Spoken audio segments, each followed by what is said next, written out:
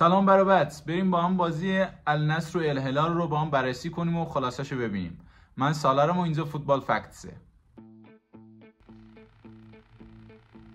و این هم بازی الهلال و النصر که توی ثانیه 22 یه موقعیت خیلی عالی برای النصری‌ها پیش اومد که نذاشتن مهمونشون خوشی از خودش ببینیم و حالا حرکتشون رو میبینیم.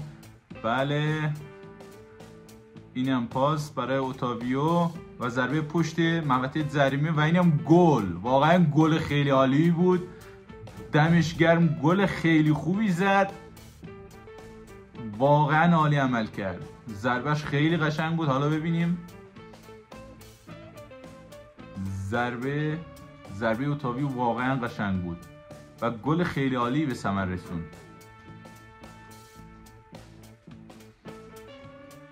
و اینم ضربهش واقعا قشنگ بود، به تیرک سمت راست شوت کرد. به واقعا ضربه مهار نشدنی بود، خیلی عالی بود.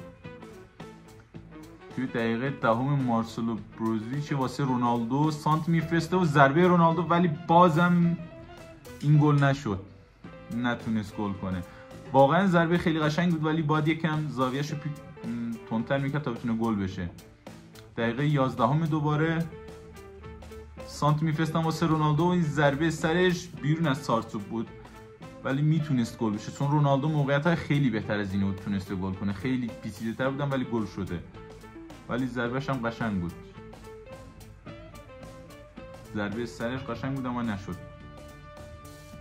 دقیقه 19 حرکت سادیو مانه بود، توی کار مدافعا رو رد کرد اما دروازه‌بان سیف ضربه رو تونست سیف کنه. باید ضربهش رو قبل از محوطه ضریمه به نظر من میزد، حتی اینکه آفساید شد. آره، داور با تأخیر آفساید گرفت. دقیقه 27 دوباره حرکت خیلی قشنگشون. رونالدو اینم خراب کرد، واقعا میتونست گل بشه چون این پاسش خیلی قشنگ بود. نگاه دوباره نتونست، اصلا پاش به توپ نخورد، نتونست به پاسشون برسه. نه، پاش خورد ولی اصلا خیلی دیر تونست به توپ برسه. دقیقه 40 دوباره ضربه سر واسه رونالدو فکر کنم. نه، الکسیس ضربه‌شو زد، یه گل نشد. بازیکنان از سمت چپ دارن حمله میکنن. ضربه سر واسه رونالدو، اینم گل نشد، خارج از سارتوب بود. بازم رونالدو ضربه سرش خیلی خوبه، نمیدونم چرا تو این بازی اینطوری میکنه.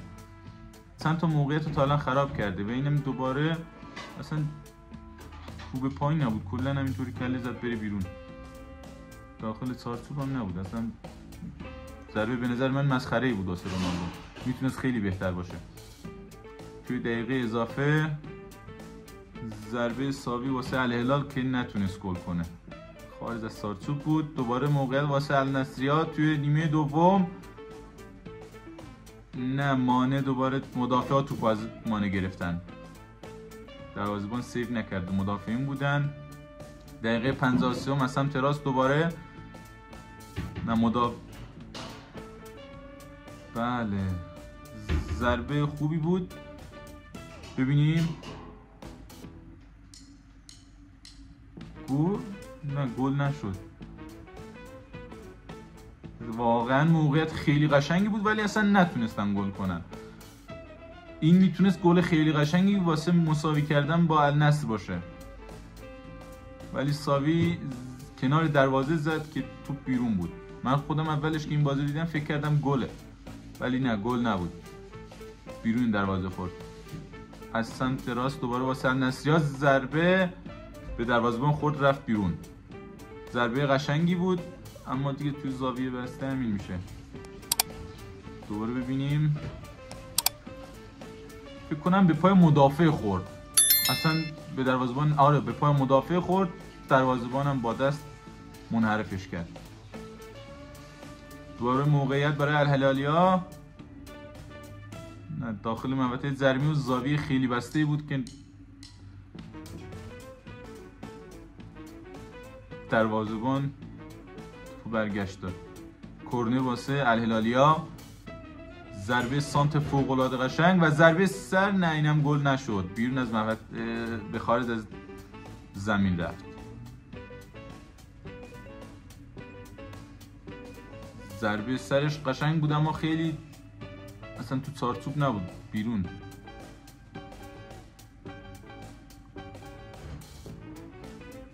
موقعیت از سمت راست دوباره واسه الهلالیات توی دقیقه 79 ضربه سر و اینم خارج از چارچوب بالای دروازه بود.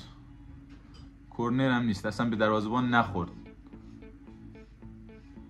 واقعا موقعیت قشنگی شکل گرفته توی این بازی اما هیچ کدوم گل نشدن. دوباره حمله النصریا واسه رونالدو. اوف، واقعا میتونست گل خیلی قشنگی باشه اما نشد. دروازه‌بان اینو فرستاد بیرون و سیو خیلی قشنگی هم انجام داد. رونالدو واقعا ناراحته که توی این بازی اصلا نتونست گلی بزنه. اینم صحنه آستش.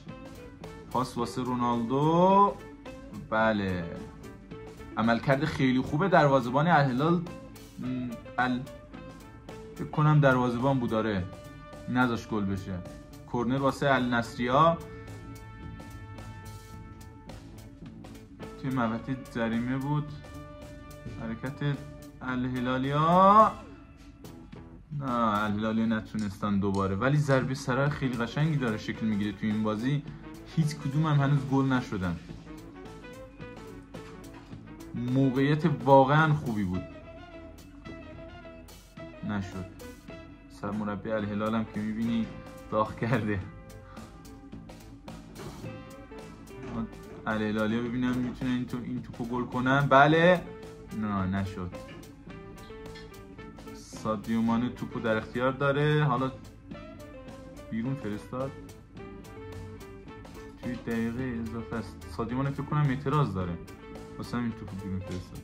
ببینیم بازبینی صحنه.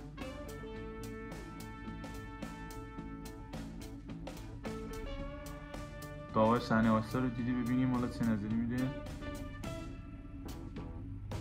آره، خطا رو گرفت واسه الهلالیا.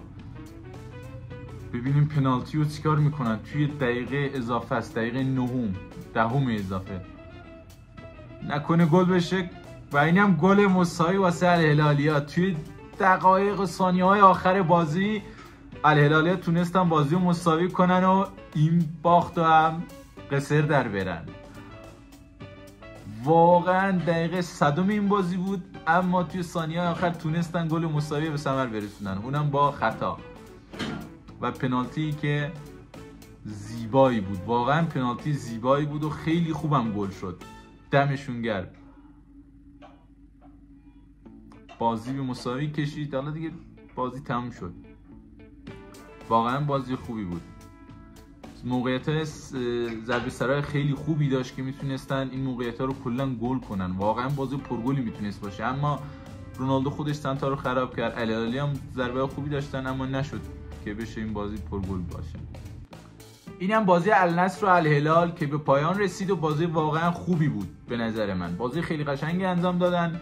نکاتی که میشه از این بازی داشت اینه که رونالدو واقعا موقعیت خوبی داشت ولی گل نزد. اوتاویو توی ثانیه‌های اول عجب گلی زد، واقعا گلش قشنگ بود. شوت به سمت تیرک سمت راست دروازه الهلالیا و گل شد. شوتش هم مهار نشدنی بود واقعا، چون خیلی کنار زد و واقعا هم خوب گل شد. دروازه‌بان نمیتونست بگیره. عجب گل زیبایی بود. و ثانیه 22 درست اول بازی گل زدن. گل دومم که مساوی کردن با النصریا بود، الهلال گل زد توی دقیقه 100 بود. 10 دقیقه توی زمان اضافه بودن که تونستن با پنالتی گل مساوی به ثمر برسونن و این باخت قصر در برن. ولی واقعا دیگه تقریبا الهلالیا امیدشون رو از دست داده بودن، واسه مساوی کردن آماده بودن واسه باخت، ولی این پنالتی دقیقه 100 تونست به دادشون برسه و گل مساوی به ثمر برسونن. دوستان خیلی ممنونم ازتون که این ویدیو رو تا اینجا دیدید. ممنون میشم کانال فوتبال فکتس رو سابسکرایب کنید و این ویدیو رو هم لایک کنید. دوستتون دارم، مواظب خودتون باشید.